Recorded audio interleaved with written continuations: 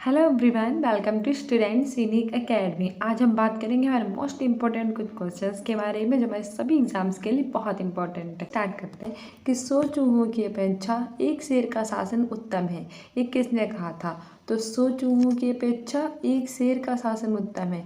ये कथन कहा था वॉल्टेयर का। किसका कथन है ये? वॉल्टेयर का। वॉल्टेयर ने कहा था कि 100 चूहे होते हैं, उनकी अपेक्षा जो एक शेर होता है उसका शासन उत्तम होता है, क्योंकि वो सब पे राज करता है।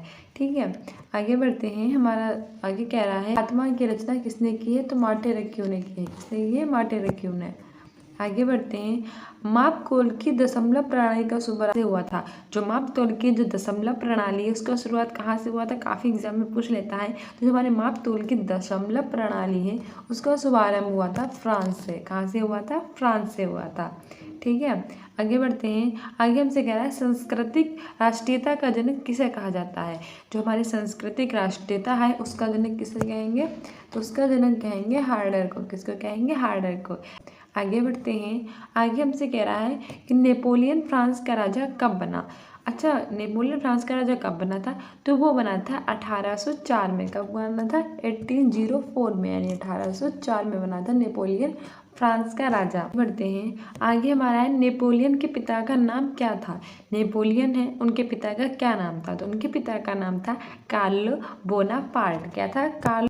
कार्लो बोनापार्ट था। ठीक है, आगे बढ़ते हैं। आधुनिक फ्रांस का जनक किसे कहा जाता है? जो हमारा आधुनिक फ्रांस है, यानी कि आज का फ्रांस है, उसके जनक किसे कहते हैं? तो उसके जनक कहते हैं चार्ल्स डे गॉल को। किसे कहते हैं? Charles de Gaulle. ठीक है, आगे बढ़ते हैं। आगे हमारा है इंग्लैंड को बनियों का देश किसने कहा था? एक हमारे थे नेपोलियन, उन्होंने कहा था जो इंग्लैंड है वो बनियों का देश है। तो इंग्लैंड को बनियों का देश किसने कहा था? नेपोलियन ने कहा था।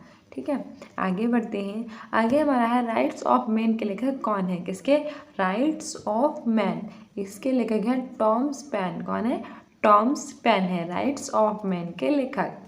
आगे बढ़ते हैं। आगे हमारा है मदर की रचना किसने की थी?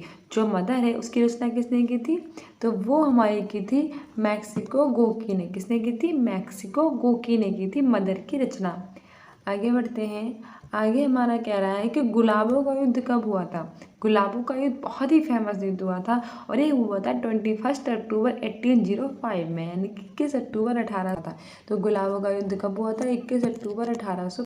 ठीक है, आगे बढ़ते हैं। आगे हमारा है मैग्ना कार्टा की घोषणा कब हुई थी? जो मैग्ना कार्टा है उसकी घोषणा कब हुई थी? तो वो हुई थी 1215 में, यानी कि मैग्ना कार्टा है इसकी घोषणा हुई थी 1215 में। कब हुई थी? 1215 में हुई थी। आगे बढ़ते हैं। आगे हमारा है फ्रांस में राष्ट्रीय दिवस कब मनाया जाता है? जो हमारा फ्रांस है उसमें हम राष्ट्रीय दिवस कब मनाते हैं? तो फ्रांस में हम नेशनल डे मनाते हैं 14 जुलाई को। कब मनाते हैं? 14 जुलाई को। आगे बढ़ते हैं। आगे हमारा है लुई सोल्वा को किस अपराध में फांसी दी गई थी? जो लुई सोल्वा थे उनको फांसी दी गई थी, लेकिन किस अपराध में दी गई थी? वो दी गई थी देशद्रोह के अपराध में। किसमें? देशद्रोह के अपराध में लुई सोल्वा को फांसी दे दी गई थी। ठीक है, आगे बढ़ते हैं। ये हमारा है स्टेट्स जनरल के अधिवेशन का शुभारंभ कब हुआ? जो स्टेट्स जनरल हैं उनके अधिवेशन का शुभारंभ कब हुआ था? तो हमारे स्टेट्स जनरल के अधिवेशन का शुभारंभ हुआ था 5 मई 1789 में। कब हुआ था? 1789 में 5 मई को हुआ था। आगे बढ़ते हैं। आगे हमारा है बैंक ऑफ फ्रांस की स्थापना किसने की थी? तो बैंक ऑफ फ्रांस की स्थापना की थी नेपोलियन ने। किसने की थी? नेपोलियन ने की है। नेपोलियन हमारा सही आंसर हो जाएगा। आगे बढ़ते हैं। आगे हमारा है नेपोलियन के पतन का कारण क्या था? नेपोलियन का जो पतन हो गया उसका कारण क्या था? रूस पर आक्रमण करना। नेपोलियन ने क्या किया था कि रूस पर आक्रमण किया था, इसलिए नेपोलियन का क्या हो गया? पतन हो गया। ठीक है, आगे बढ़ते हैं। आगे कह रहा है कि लिटिल कारपोरल किसे कहा जाता है? जो लिटिल कारपोरल है वो किसे कहा जाता है? नेपोलियन को कहा जाता है। किसे कहा जाता है? नेपोलियन को कहा जाता है लिटिल कारपोरल। ठीक है, आगे बढ़ते हैं। आगे हमसे कह रहा है कि जर्मनी का सबसे शक्तिशाली राज्य कौन सा था?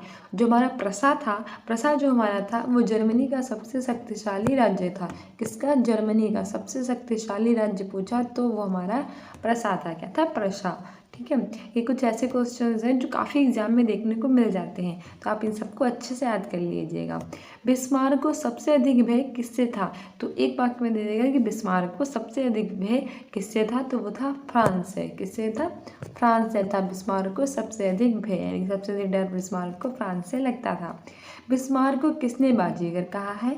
तो बिस्मार्क को जो बाजीगर कहा है वो कहा है विलियम प्रथम ने। किसने कहा है? विलियम प्रथम ने कहा है।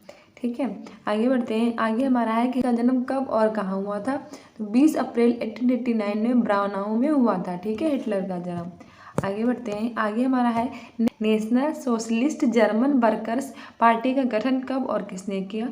तो national socialist German workers party का गठन किया था 1920 ईस्वी में हिटलर ने। कहा किया था? 1920 ईस्वी में हिटलर ने किया था national socialist German workers party का गठन।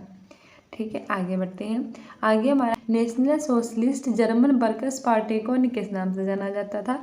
तो national socialist German workers party को हम नाजी पार्टी के नाम से जानते थे। कौन सी पार्टी के नाम से जानते थे? नाजी पार्टी के नाम से जानते थे। सो गाइज, ये थे हमारे कुछ मोस्ट इंपॉर्टेंट क्वेश्चन जो काफ़ी एग्जाम में पूछे जाते हैं। If you like this video then please subscribe my channel student unique academy. Thank you.